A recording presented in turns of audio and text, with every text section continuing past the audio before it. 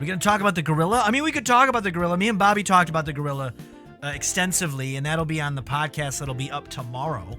So, we could talk about the gorilla, but honestly, you're talking about 100 people versus a gorilla, okay?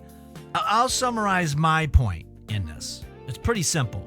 You don't do it one by one. I mean, you could, and eventually you would exhaust the gorilla by like person 50. At the end of the day, the humans will beat the gorilla out of sheer exhaustion. The gorilla will just give up. But there's going to be casualties. There's going to be human casualties no matter what happens. So, for example, you can do it one by one, and like the first 50, you're going to lose at a minimum.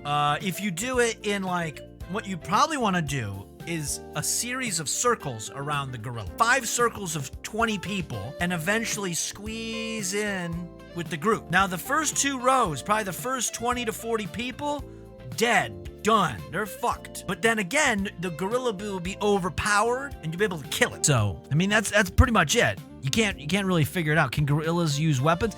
Well, I'm assuming the way I'm looking at it is no weapons. Because I mean, if you could use weapons, it could be one person versus a gorilla with a gun. You shoot it with a gun, it's dead.